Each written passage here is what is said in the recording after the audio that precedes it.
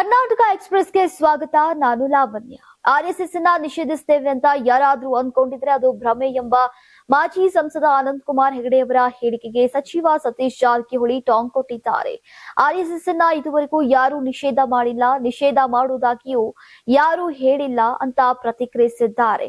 Priyank Kharge RSS ಚಟುವಟಿಕೆಗಳನ್ನ ನಿರ್ಬಂಧಿಸುವ ಬಗ್ಗೆ ಪ್ರಸ್ತಾಪಿಸಿದ್ದನ್ನ ಉಲ್ಲೇಖಿಸಿದಂತಹ ಸತೀಶ್ ಜಾರಕಿಹೊಳಿ, ಸಂಘಟನೆ ನಿಷೇಧಕ್ಕೂ ಅದರ ಚಟುವಟಿಕೆ ನಿರ್ಬಂಧಕ್ಕೂ ವ್ಯತ್ಯಾಸವಿದೆಯಲ್ವಾ?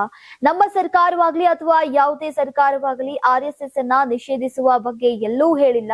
ಅದರ ಬಗ್ಗೆ ಚರ್ಚೆ ಮಾಡುವುದು ಅನಗತ್ಯ ಅಂತ ಹೇಳಿದ್ರು. ಇನ್ನು ಡಿಕೆಶಿ ದೆಹಲಿಗೆ ಹೋದ ವಿಚಾರವಾಗಿ ಮಾಧ್ಯಮಗಳ ಪ್ರಶ್ನೆಗೂ ಉತ್ತರ ನೀಡಿದ್ದು, ಈಗ ದೆಹಲಿಗೆ ತೆರಳಿರುವಂತಹ ಡಿಸಿಎಂ ಡಿಕೆಶಿ ಅವರ ಪರವಾಗಿ ನಾವಿದ್ದೇವೆ, ಅವರು ನಾಳೆಯೇ ಬರ್ಲಿ ಅಂತ ಹೇಳಿದ್ದಾರೆ. ನಾನೇ ಪ್ರಾದೇಶಿಕ ಪಕ್ಷ ಮಾಡಿ 2028ಕ್ಕೆ ಅಧಿಕಾರಕ್ಕೆ ಬಂದು ನಾನೇ ಮುಖ್ಯಮಂತ್ರಿ ಅಂತ ವಜ್ರಪುರ ಉಚ್ಚಾಟಿತ ಶಾಸಕ ಬಸನಗೌಡ ಪಾಟೀಲ್ ಯತ್ನಾಳ್ ಹೇಳಿದ್ದಾರೆ.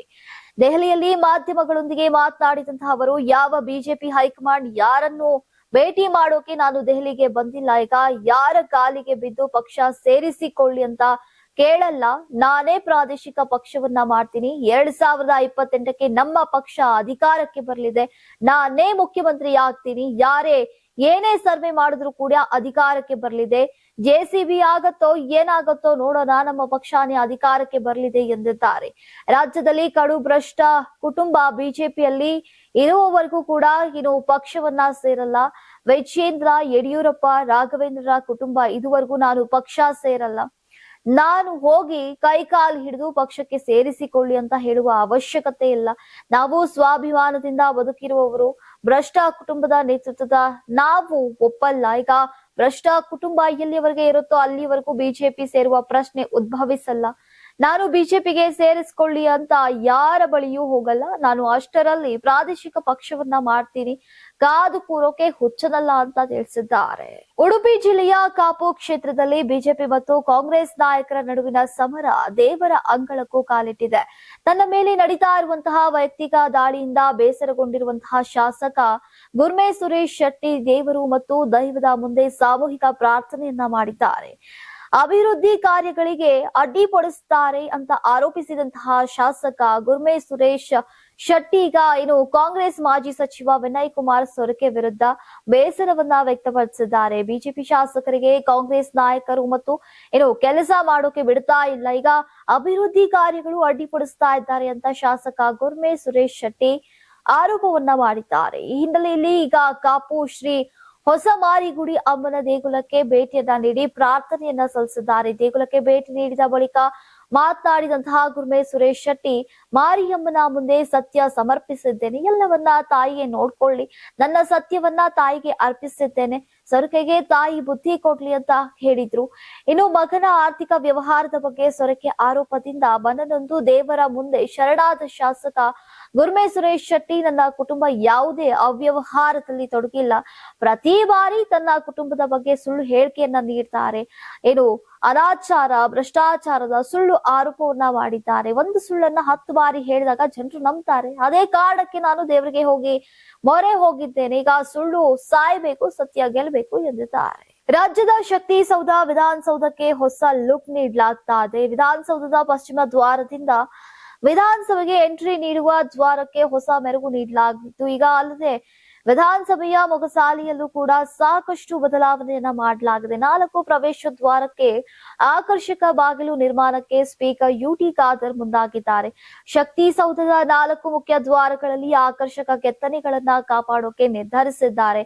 ಈಗಾಗಲೇ ಕಾಮಗಾರಿ ಕೂಡ ಆರಂಭವಾಗಿದೆ. ವಿಧಾನಸೌಧದ ಜನ ಪ್ರತಿನಿಧಿ ಹಾಗೂ ಅಧಿಕಾರಿಗಳಿಗೆ ಮಾತ್ರವಲ್ಲ, ಜನಸಾಮಾನ್ಯರ ಕೇಂದ್ರ ಆಗಬೇಕು. ಬೆಂಗಳೂರಿಗೆ ಬಂದವರು ವಿಧಾನಸೌಧ ಮುಂದೆ ಫೋಟೋ ತೆಗೆಸಿಕೊಳ್ತಾರೆ. ಹೀಗಾಗಿ ವಿಧಾನಸೌಧದ ಸೌಂದರ್ಯವನ್ನ ಹೆಚ್ಚಿಸೋಕೆ ಈ ಯೋಜನೆ ಅಂತ ಸ್ಪೀಕರ್ ಖಾದರ್ ಅವರು ಸ್ಪಷ್ಟನೆಯನ್ನ ನೀಡಿದ್ದಾರೆ.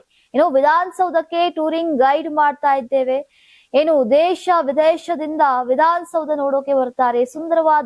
ಸುಂದರವಾಗಿ ಅದು ಕಾಣಬೇಕು ಅಂತ ಪ್ರವೇಶ ದ್ವಾರ ಮಾಡಿದ್ವು. ರೋಸ್ ವುಡ್ ನಲ್ಲಿ ಆ ಬಾಗಿಲು ಮಾಡಲಾಗಿತ್ತು. ಅದಕ್ಕೆ ಎಲ್ಲರೂ ಪ್ರಶಂಸೆಯನ್ನ ವ್ಯಕ್ತಪಡಿಸಿದ್ರು. ಇದೀಗ ಉಳಿದ ದ್ವಾರಗಳಿಗೂ ಕೂಡ ಹೊಸ ಲುಕ್ ಅನ್ನ ನೀಡಬೇಕು ಎಂಬ ಬೇಡಿಕೆ ಇದೆ. ಹೀಗಾಗಿ ಉತ್ತರ, ದಕ್ಷಿಣ ಎಲ್ಲಾ ಭಾಗಗಳಿಗೂ ಕೂಡ ಬಾಗಿಲುಗಳು, ದ್ವಾರ ಅಳವಡಿಕೆ ಮಾಡೋಕೆ ಈಗ ಆದೇಶ ಆಗಿದೆ ಅಂತ ಸ್ಪೀಕರ್ ಯುಟಿ ಖಾದರ್ ಅವರು ಹೇಳಿದ್ದಾರೆ. ಇನ್ನು ಪ್ರತಿಯೊಂದು ಬಾಗಿಲಿಗೆ ಅಂದಾಜು 70ರಿಂದ 80 ಲಕ್ಷ ವೆಚ್ಚ ತಗಲಿದೆ ಎಂಬ ಮಾಹಿತಿ ಇದೆ. ಕೆಲ ಬದಲಾವಣೆ ಬಳಿಕ ವಿಧಾನಸೌಧದ ಸೌಂದರ್ಯ, ಆಕರ್ಷಣೆ ಮತ್ತಷ್ಟು ಇನ್ನು ಹೆಚ್ಚಾಗತ್ತೆ.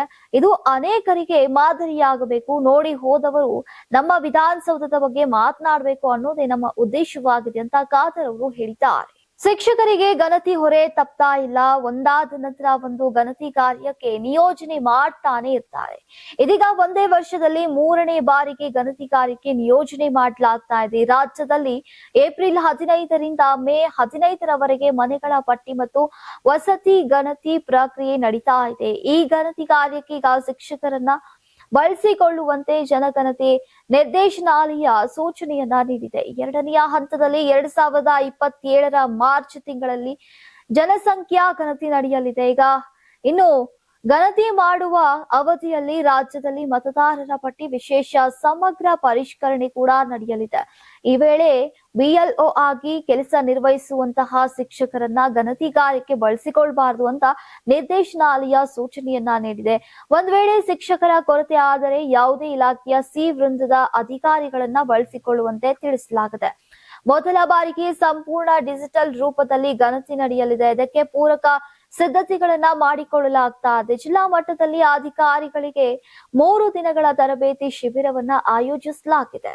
ಸಂಸಾರ ಅಂದ್ಮೇಲೆ ಜಗಳ ಸಾಮಾನ್ಯವಾಗಿರುತ್ತೆ. ಆದ್ರೆ ಈ ಕೌಟುಂಬಿಕ ಕಲಹಗಳು ಆತ್ಮಹತ್ಯೆ ಹಾಗೂ ಕೊಲೆಯಲ್ಲಿ ಅಂತ್ಯ ಕಾಣೋದು ದುರಂತವೇ ಸರಿ. ಕೆಲ ವರ್ಷಗಳ ಹಿಂದಷ್ಟೇ ಮದುವೆಯಾಗಿ ಮುದ್ದಾದ ಮಗುವಿನ ಜೊತೆ ಸಂತೋಷವಾಗಿದ್ದಂತಹ ಈ ಜೋಡಿಯ ಬಾಳಲ್ಲಿ ಈಗ ಬಿರುಗಾಳಿ ಎದ್ದಿದ್ದು ಪುಟ್ಟ ಸಂಸಾರವಿದ್ದಂತಹ ಮನೆಯೊಂದು ಸ್ಮಶಾನವಾಗಿದೆ. ಕೌಟುಂಬಿಕ ಕಲಹದಿಂದ ಮಂಡ್ಯದ ಕೆಆರ್ಪೇಟೆಯಲ್ಲಿ ದಂಪತಿ ನೇಣಿಗೆ ಶರಣಾಗಿರುವಂತಹ ದಾರುಣ ಘಟನೆ ನಡೆದಿದೆ. ಕಾರು ಚಾಲಕನಾಗಿದ್ದಂತಹ ದರ್ಶನ್ ಡ್ರೈವಿಂಗ್ ಜೊತೆಗೆ ಕೃಷಿಯನ್ನ ಮಾಡ್ತಾ ಇದ್ದ. ಪತ್ನಿ ದಿವ್ಯಾ ಪ್ಯಾರಾಮೆಡಿಕಲ್ ಸಿಬ್ಬಂದಿಯಾಗಿ ಕೆಲಸವನ್ನ ಮಾಡ್ತಾ ಇದ್ಲಂತೆ. ಈಗ ಕೆಆರ್ಪೇಟೆಯಲ್ಲಿ ವಾಸವಾಗಿದ್ದಂತಹ ದಂಪತಿಯ ನಡುವೆ ಇಂದು ಬೆಳಗ್ಗೆ ಕ್ಷುಲ್ಲಕ ಕಾರಣಕ್ಕೆ ಜಗಳ ನಡೆದಿದೆ ಎನ್ನಲಾಗ್ತಾ ಇದೆ. ಗಲಾಟೆ ಬಳಿಕ ಮೊದಲು ನೇಣು ಬಿಗಿದುಕೊಂಡು ದಿವ್ಯಾಶ್ರೀ ಆತ್ಮಹತ್ಯೆಗೆ ಶರಣಾಗಿದ್ದಾಳೆ. ಬಳಿಕ ತನ್ನ 2 ವರ್ಷದ ಮಗಳ ಕತ್ತು ಹಿಸುಕಿ ಸಾಯಿಸೋಕೆ ದರ್ಶನ್ ಯತ್ನಿಸಿದ್ದಾನೆ. ಕತ್ತು ಹಿಸುಕಿದ ವೇಳೆ ಮಗು ಅದೃಷ್ಟವಶಾತ್ ಪ್ರಜ್ಞೆ ತಪ್ಪಿದೆ. ಅದನ್ನ ಕಂಡು ಮಗಳು ಕೂಡ ಸಾವನ್ನಪ್ಪಿದ್ದಾಳೆ ಅಂತ ತಿಳಿದು ಈಗ ದರ್ಶನ್ ನೇಣಿಗೆ ಶರಣಾಗಿದ್ದಾನೆ ಎನ್ನಲಾಗ್ತಾ ಇದೆ. ಆತ್ಮಹತ್ಯೆಗೂ ಮುನ್ನ ದಿವ್ಯಾ ಕುಟುಂಬಕ್ಕೆ ದರ್ಶನ್ ವಿಡಿಯೋ ಕಾಲ್ ಮಾಡಿ ತಾನು ಕೂಡ ಆತ್ಮಹತ್ಯೆ ಮಾಡಿಕೊಳ್ಳುವುದಾಗಿ ಹೇಳಿದ್ದಂತೆ. ಒಟ್ನಲ್ಲಿ ದಂಪತಿ ಕಲಹಕ್ಕೆ 2 ವರ್ಷದ ಮಗು ಅನಾಥವಾಗಿದೆ. ಸ್ನೇಹಿತೆಯ ಪ್ರಿಯಕರಣ ಕಾಲ್ ರಿಸೀವ್ ಮಾಡಲಿದ್ದಕ್ಕೀಗ ಗಂಡ ಹಾಗೂ ಹೆಂಡತಿಯ ಮಧ್ಯೆ ಗಲಾಟೆಯಾಗಿದ್ದು ಸಾವಿನಲ್ಲಿ ಅಂತ್ಯವಾಗಿರುವಂತಹ ಘಟನೆ ಚಿಕ್ಕಬಳ್ಳಾಪುರ ತಾಲೂಕಿನ ಚೊಕ್ಕನಹಳ್ಳಿ ಗ್ರಾಮದಲ್ಲಿ ನಡೆದಿದೆ. ಮೃತಳನ್ನ 25 ವರ್ಷದ ವರಲಕ್ಷ್ಮಿ ಅಂತ ಗುರುತಿಸಲಾಗಿದೆ. ಸ್ನೇಹಿತೆಯ ಪ್ರಿಯಕರ ವರಲಕ್ಷ್ಮಿ ಫೋನ್ಗೆ ಕರೆ ಮಾಡಿದ. ಆದ್ರೆ ಕರೆಯನ್ನ ವರಲಕ್ಷ್ಮಿ ಗಂಡ ಗಂಗರಾಜ್ ರಿಸೀವ್ ಮಾಡಿದ. ಬಳಿಕ ಗಂಗರಾಜು ಪ್ರೇಮಿಗಳ ಮಧ್ಯಸ್ಥಿಕೆ ವಹಿಸಬೇಡಿ ಅಂತ ಹೆಂಡತಿಗೆ ಬೈದು ಬುದ್ಧಿವಾದ ಹೇಳಿದ್ದಾನೆ. ಆದ್ರೆ ಅದೇನಾಯ್ತೋ ಏನೋ ಪತಿಯೇ ವರಲಕ್ಷ್ಮಿಯನ್ನ ನೇಣಿಗೆ ಹಾಕಿ ಕೊಂದಿದ್ದಾನೆ ಅಂತ ಮಹಿಳೆ ಕುಟುಂಬಸ್ಥರು ಆರೋಪಿಸಿದ್ದಾರೆ. ಸದ್ಯ ಮೃತಳ ತವರು ಮನೆಯವರು ಗಂಡ, ಅತ್ತೆ ಹಾಗೂ ಮಾವನ ವಿರುದ್ಧ ಕೊಲೆ ಆರೋಪ ಹೊರಿಸಿದ್ದಾರೆ. ಸದ್ಯ ಪ್ರಕರಣ ಸಂಬಂಧ ಎಫ್ಐಆರ್ ದಾಖಲಾಗಿದೆ. ಮೈಸೂರು ಜಿಲ್ಲೆಯ ನಂಜನಗೂಡು ಬಳಿ ಕಪಿಲಾ ನದಿ ಪಾತ್ರದಲ್ಲಿ ಮರಗಳ ಮಾರಣ ಹೋಮ ಮಾಡಲಾಗಿದೆ. ಶ್ರೀಕಂಠೇಶ್ವರ ದೇವಾಲಯ ಸಮೀಪ 16 ಕಾಲು ಮಂಟಪದ ಬಳಿ ಈಗ ಕಪಿಲಾ ನದಿ ತಟದಲ್ಲಿ ಬೆಳೆದಿದ್ದಂತಹ ಬೃಹತ್ ಗಾತ್ರದ ಮರಗಳನ್ನ ಕಡಿಯಲಾಗಿದೆ. ಹಾಡಹಗಲೇ ರಾಜಾರೋಷವಾಗಿ ಅನುಮತಿ ಇಲ್ಲದೆ ಮರಗಳನ್ನ ಕಡಿದು ಧರೆಗೆ ಉರುಳಿಸಲಾಗಿದೆ. ವಿಷಯ ತಿಳಿದು ಅರಣ್ಯ ಇಲಾಖೆಯ ಸಿಬ್ಬಂದಿ ಧಾವಿಸ್ತಾ ಇದ್ದಂತೆಯೇ ಕದಿಮರು ಸ್ಥಳದಿಂದ ಕಾಲ್ಕಿತ್ತಿದ್ದಾರೆ. ಸುಮಾರು 60ಕ್ಕೂ ಹೆಚ್ಚು ಮರಗಳ ಹನನವಾಗಿದೆ. ಈಗ ನಗರ್ಲೆ ಗ್ರಾಮದ ಅಯಾಜ್ ಅಹಮದ್ ಎಂಬಾತ ಮರಗಳನ್ನ ಕಟ್ ಮಾಡಿದ್ದಾನೆ ಅಂತ ಸ್ಥಳೀಯರು ಮಾಹಿತಿಯನ್ನ ನೀಡಿದ್ದಾರೆ. ಸದ್ಯ ಶ್ರೀಕಂಠೇಶ್ವರ ಸ್ವಾಮಿ ದೇವಾಲಯದ ಆಡಳಿತ ಮಂಡಳಿ ಧರ್ಮದರ್ಶಿ ಹೆಜ್ಜಿಗೆ ಕೃಷ್ಣ ಈತನ ಕೃಪಾ ಕಟಾಕ್ಷದಿಂದ ಈಗ ಮರಗಳ ಮಾರಣ ಹೋಮ ನಡೆದಿದೆ ಎನ್ನಲಾಗಿದೆ. ಇನ್ನು ಬೃಹತ್ ಮರಗಳನ್ನ ಕಡಿತಾ ಇದ್ರು ಕೂಡ ತಹಸೀಲ್ದಾರ್ ಸ್ಥಳಕ್ಕೆ ಬಂದಿಲ್ಲ. ಜೊತೆಗೆ ಇದುವರೆಗೂ ಯಾವುದೇ ದೂರು ಸಹ ದಾಖಲಾಗದೇ ಇರೋದು ಸಾಕಷ್ಟು ಅನುಮಾನಗಳಿಗೆ ಎಡೆ ಮಾಡಿಕೊಟ್ಟಿದೆ. ಕೂಡಲೇ ತಾಲೂಕು ಆಡಳಿತ ಎಚ್ಚೆತ್ತು ಮರಗಳಿಗೆ ಕೊಡಲಿ ಹಾಕಿದ ದುಷ್ಕರ್ಮಿಗಳ ಹೆಡೆಮುರಿ ಕಟ್ಟಬೇಕಿದೆ. ಇಲ್ಲದೆ ಹೋದಲ್ಲಿ ಕಿಡಿಗೇಡಿಗಳ ಸಂಚಿಗೆ ಮತ್ತಷ್ಟು ಮರಗಳು ಬಲಿಯಾಗಲಿವೆ. ಕ್ಯಾಬ್ ಬುಕ್ ಮಾಡೋರು ಇನ್ಮುಂದೆ ಸ್ವಲ್ಪ ಹುಷಾರಾಗಿರಬೇಕು. ಯಾವುದೇ ಕಾರಣಕ್ಕೂ ನಿಮ್ಮ ವೈಯಕ್ತಿಕ ವಿಚಾರಗಳು ಕ್ಯಾಬ್ ನಲ್ಲಿ ಮಾತನಾಡಿಕೊಳ್ಳೋ ಮುಂಚೆ ಹುಷಾರಾಗಿರಿ. ಒಂದ್ ವೇಳೆ ಮಾತನಾಡ್ಕೊಂಡ್ರೆ ನಿಮ್ಮ ಮನೆಗೆ ಕನ್ನ ಆಗೋದು ಪಕ್ಕ.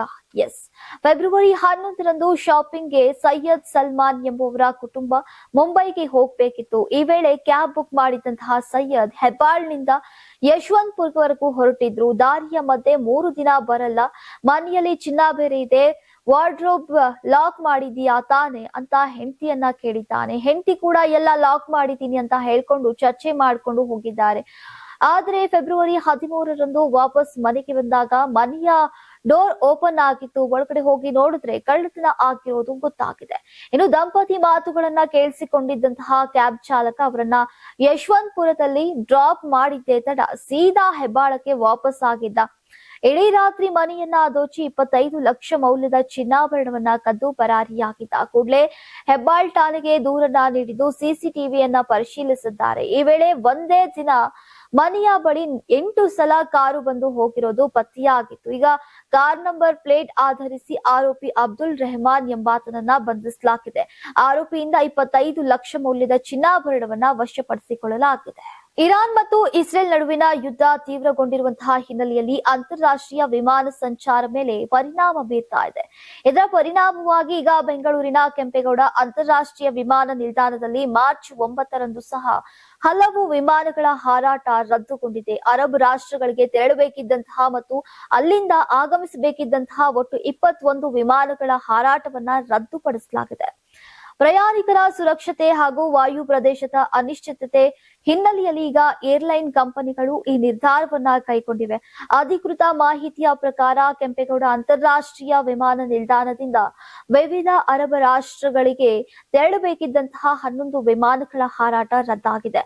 ಅದೇ ರೀತಿ ಈಗ ವಿದೇಶಗಳಿಂದ ಕೆಂಪೇಗೌಡ ವಿಮಾನ ನಿಲ್ದಾಣಕ್ಕೆ ಆಗಮಿಸಬೇಕಿದ್ದಂತಹ 10 ವಿಮಾನಗಳು ರದ್ದುಗೊಂಡಿವೆ. ಒಟ್ಟು 21 ವಿಮಾನಗಳ ಹಾರಾಟ ರದ್ದಾದ ಕಾರಣ ಈಗ ಪ್ರಯಾಣಿಕರಿಗೆ ಸಾಕಷ್ಟು ತೊಂದರೆ ಉಂಟಾಗಿದೆ. ವಿಮಾನ ರದ್ದಾದ ಬಗ್ಗೆ ಸಂಬಂಧಿತ ಏರ್ಲೈನ್ ಸಂಸ್ಥೆಗಳು ಪ್ರಯಾಣಿಕರಿಗೆ ಮುಂಚಿತವಾಗಿ ಮಾಹಿತಿಯನ್ನ ನೀಡಿರುವುದಾಗಿ ತಿಳಿದು ಬಂದಿದೆ. ಹಾಗೂ ಮಧ್ಯಪ್ರಾಚ್ಯ ದೇಶಗಳತ್ತ ಪ್ರಯಾಣಿಸುವವರು ಈಗ ತಮ್ಮ ವಿಮಾನಗಳ ಸ್ಥಿತಿಯನ್ನ ಮುಂಚಿತವಾಗಿ ಪರಿಶೀಲಿಸಿಕೊಳ್ಳುವಂತೆ ಅಧಿಕಾರಿಗಳು ಕೂಡ ಸಲಹೆಯನ್ನ ನೀಡಿದ್ದಾರೆ. ಮಾರ್ಚ್ 1ರಿಂದ ಮಾರ್ಚ್ 9ರ ನಡುವೆ ಬೆಂಗಳೂರು ವಿಮಾನ ನಿಲ್ದಾಣದಲ್ಲಿ 200ಕ್ಕೂ ಹೆಚ್ಚು ಅಂತಾರಾಷ್ಟ್ರೀಯ ವಿಮಾನಗಳನ್ನ ರದ್ದುಪಡಿಸಲಾಗಿದೆ. Karnataka TV leader awards 2025 best MP 2025 Jagadish Shettar Belagavi ಸಂಸದ, ಡಾಕ್ಟರ್ ಸಿಎನ್ ಮಂಜುನಾಥ್ ಬೆಂಗಳೂರು ಗ್ರಾಮಾಂತರ ಸಂಸದ, ಪ್ರಭಾ ಮಲ್ಲಿಕಾರ್ಜುನ್ ದಾವಣಗೆರೆ ಸಂಸದೆ, ಡಾಕ್ಟರ್ ಕೆ ಸುಧಾಕರ್ ಚಿಕ್ಕಬಳ್ಳಾಪುರ ಕ್ಷೇತ್ರ ಸಂಸದ, ಶ್ರೇಯಸ್ ಪಟೇಲ್ ಹಾಸನ ಕ್ಷೇತ್ರ ಸಂಸದ, ಮಲ್ಲೇಶ್ ಬಾಬು ಕೋಲಾರ ಕ್ಷೇತ್ರ ಸಂಸದ, ಸಾಗರ್ ಖಂಡ್ರೆ ಬೀದರ್ ಕ್ಷೇತ್ರ ಸಂಸದ, ಕ್ಯಾಬ್ ಬ್ರಿಜೇಶ್ ಚೌಟಾ ದಕ್ಷಿಣ ಕನ್ನಡ ಕ್ಷೇತ್ರ ಸಂಸದ, ತೇಜಸ್ವಿ ಸೂರ್ಯ ಬೆಂಗಳೂರು ದಕ್ಷಿಣ ಸಂಸದ, ಸುನಿಲ್ ಬೋಸ್ ಚಾಮರಾಜನಗರ ಕ್ಷೇತ್ರ ಸಂಸದ, ಪಿಸಿ ಮೋಹನ್ ಬೆಂಗಳೂರು ಕೇಂದ್ರ ಸಂಸದ, ಕುಮಾರ್ ನಾಯಕ್ ರಾಯಚೂರು ಕ್ಷೇತ್ರ ಸಂಸದ. ಕರ್ನಾಟಕ ಟಿವಿ ವಾಟ್ಸ್ಆಪ್ ಚಾನೆಲ್ ಮೂಲಕ ವೋಟ್ ಮಾಡಿ ಹಾಗೂ ಇವರಲ್ಲಿ ಬೆಸ್ಟ್ ಎಂಪಿ ಯಾರು ಕಮೆಂಟ್ ಮಾಡಿ. ನೀವು ಸಣ್ಣ ಆಗ್ಬೇಕಲ್ವಾ? ಅದು ಒಂದು ಉತ್ತಮ ಆಹಾರದಿಂದ ಸಣ್ಣ ಆಗ್ಬೇಕಲ್ವಾ? ಪ್ರತಿದಿನ ನಮ್ಮ ಜೀನಿ ಸ್ಲಿಮ್ ನ ಯೂಸ್ ಮಾಡಿ ಯಾವುದೇ ಸೈಡ್ ಎಫೆಕ್ಟ್ ಇಲ್ದಂಗೆ ನೀವು ಸಣ್ಣ ಆಗ್ತೀರಾ.